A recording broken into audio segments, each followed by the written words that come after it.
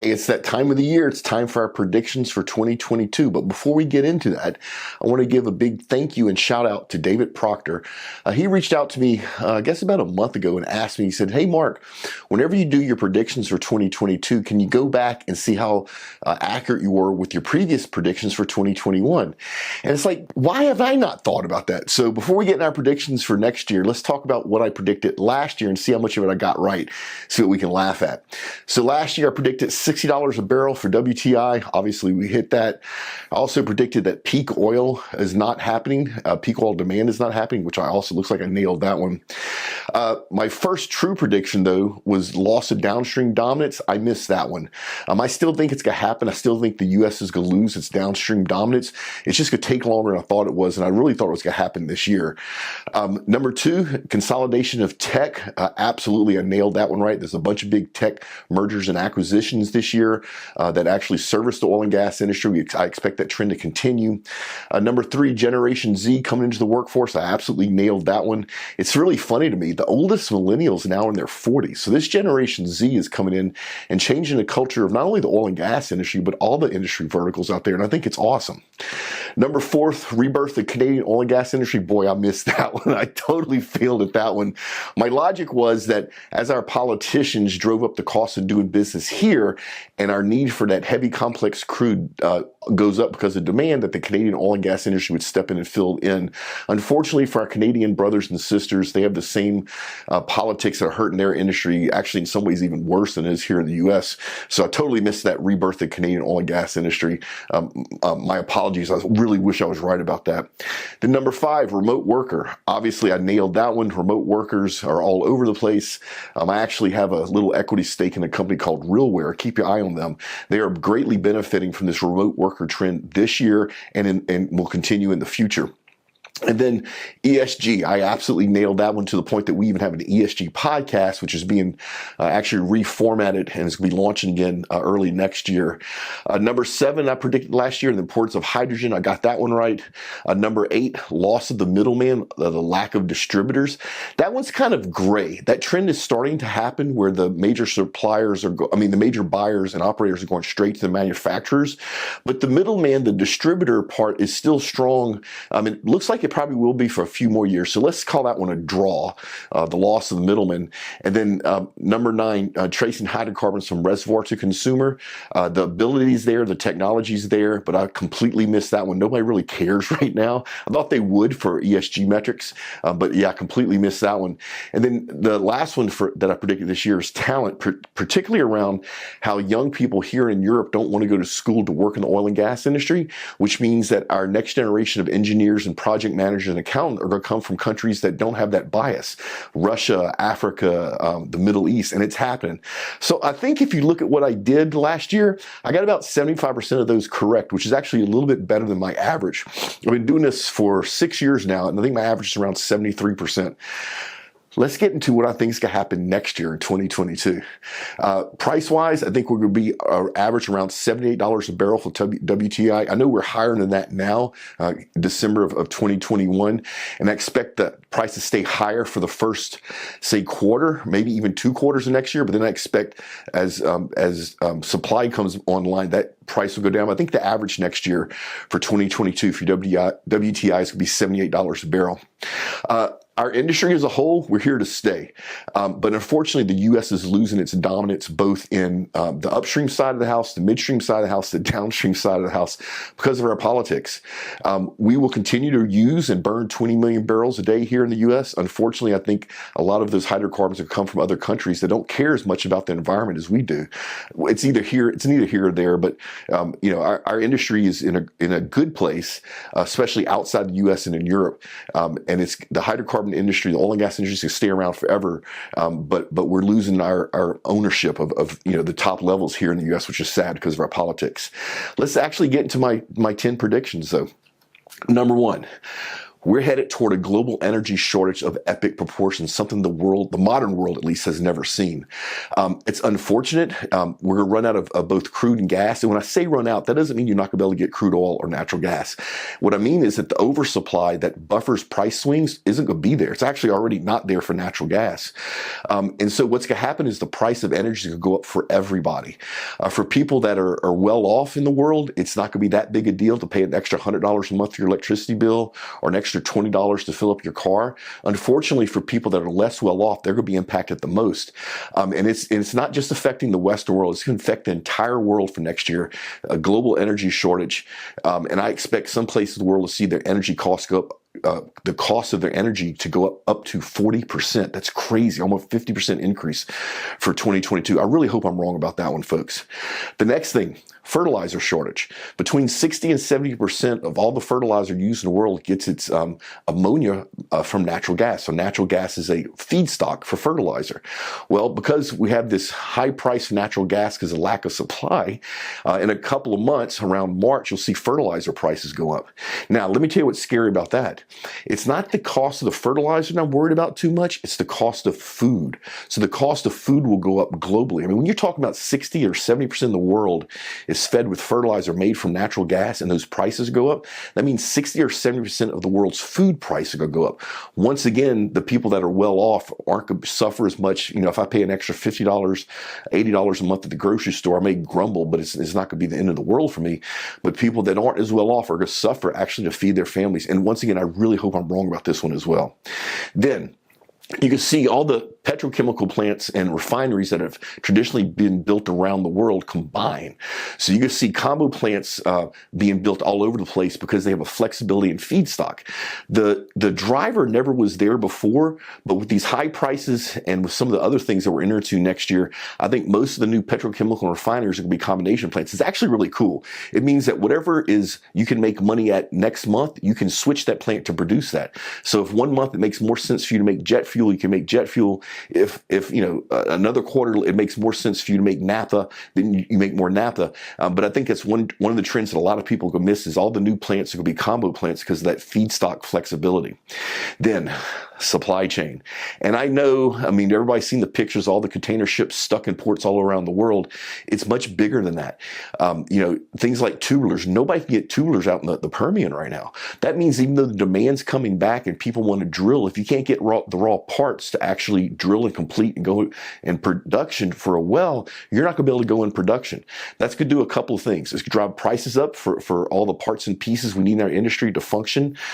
It's going to be that people that normally would not have used things like previously used drill stem. There's going to be a market for used parts and pieces that's going to come back with a roar, which means the aftermarket and the refurbishing of equipment in our industry is going to take off. So if you're in a service company and part of your business is repairing motors, pumps, whatever, that part of your business is going to go through the roof because of these supply chain issues. And these supply chain issues in oil and gas are hit us particularly hard because a lot of the choices that companies are making right now, especially between some of the big manufacturing areas of the world like China, is they're prioritizing consumer goods because you can make more margin on that. Well, that means they're not going to prioritize moving the parts and pieces we need in the oil and gas industry, especially in the upstream side of the house. So supply chains will be a major issue, could drive prices all through the industry. It's going to cause things like new technologies and maybe new process and maybe even new tools to be adopted. So if you're a valve manufacturer and you can never get your foot in the door in oil and gas, 2022 is be a good year for you to come in the industry and show what you can do. Then combined with that supply chain issues, inflation, the cost of everything is going up. And I talked earlier about how I think this global energy shortage is going to drive the price of energy up. Then eventually that shortage of natural gas especially is going to drive the price of fertilizer up, which then will drive the price of food up. Well, we naturally have this inflation thing going on here in the US and in Europe and actually around the world. I'm not going to get too deep into the finances and the politics of why we're going through an inflation cycle, but we are.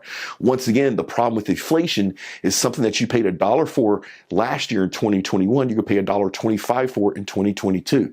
That's going to hurt a lot of businesses that operate that very low margin. Think of things like fuel refineries here in the US. Their margins are very, very slim. So as inflation goes up, as the cost of what it takes for them to make gasoline, diesel, jet fuel goes up, they're going to pass those prices on to the consumer. It's already happening. And what you're doing is you're seeing people that don't understand how the industry works or basic they don't understand basic economics, pointing their finger at the oil and gas industry saying that's why prices are going up at the pump. And it is not why prices are going up at the pump. So the thing about this inflation, I think it's going to affect more negative political pressure toward our industry because people just don't understand that our policies of our political leaders are causing or partly to cause these high prices at the pump. And the fact that as an American, as somebody in the oil and gas industry, I've watched our current administration actually ask other countries like OPEC and Russia to increase production to lower our costs at the pump. That is ridiculous, right? We have the ability to do it ourselves. So my concern is that inflation is going to drive more negative public perception and political choices toward our industry, which is going to hurt us more. But I also think 2022 is the start of the next super cycle. I think we're at the very beginning of a 10-year bull run on the oil and gas industry. It's going to be different than any other up market we've had. It's going to be quick. It may not actually go the normal 10 years like most of our cycles do. It may be a little bit shorter than that, but it's actually a good time to be in our industry. Prices are going to be high for hydrocarbons, for both natural gas and for crude oil. There's a constrained labor market. There's a constrained parts and pieces. We can't get the supply chain stuff that we need. So you add all that together, it's going to be a good time to work in the industry. We're going to be busy. We're going to be short staffed. We're going to be working our butts off, but we're going to be working and we're going to be making money. So this next super cycle, I'm really looking forward to. I think it's going to help erase a lot of the downtime and the loss of value that a lot of the companies have experienced this last, say, 6 years or so. Then, labor constraints. One of the things about labor constraints is you're not going to be able to build these new petrochemical plants all over the world that I've talked about earlier. Well, the demand for petrochemicals is going up, just like demand for fuels is going up, because the global demand for the consumption of hydrocarbons is going up as we ease out of this latest round of COVID stuff. But with not enough people to come in that industry to work, especially the skilled crafts, pipe fitting, welding, machining, that sort of stuff, we're not going to be able to build these plants that could actually add to the supply of petrochemicals. Once again, that means that things that are made from petrochemicals, like your nylon shirts, lipstick, soccer balls, fishing string, the price of all that's going to go up because there's not enough worker to build the plants to make the petrochemicals to make those products. Once again, it's going to drive prices up. Not something I want to see, but this labor constraint is huge, and there's no secret island of pipe fitters or mechanics or welders that you can go find. So there's going to be a fight for these skilled craft laborers. Then, as much as I hate to see this, I think energy theft is going to be a big thing in 2022 because the price of energy is going up. And a lot of people are going to have to make a choice between heating their homes or putting fuel in their car to go to work. Nobody should have to make that choice, but unfortunately people will. And I think you're going to see energy theft skyrocket. And I don't just mean individuals stealing gasoline out of people's cars at night. I think you're going to see state-sponsored energy theft, even maybe country-sponsored energy theft. And unfortunately, that's going to not be good for the environment. When you start increasing the amount of black market oil and gas, that black market oil and gas has to come from somewhere. Typically, it's illegally tapped from pipelines, which is dangerous as hell to be hot tapping a pipeline just because you want to steal the crude or the natural gas. It also is going to affect geopolitics, especially in OPEC. I think for the first time ever, OPEC's going to really pay attention not only to member countries that don't meet production goals, but member countries that actually contribute to the black market, which hurts everybody. So I think for 2022, energy theft is going to be a major deal. Then, changing consumer fuel mix. Think about this. When I go fill up my car, I pull up to a gas station. It takes literally at the most 8 or 10 minutes, right? Because you're pumping gasoline. Now electrical vehicles will come in more and more mainstay. However, it doesn't take 10 minutes to fill up an electric vehicle. It takes hours, right? So what do you do at a convenience store for 2 hours while your Tesla recharges? Nothing.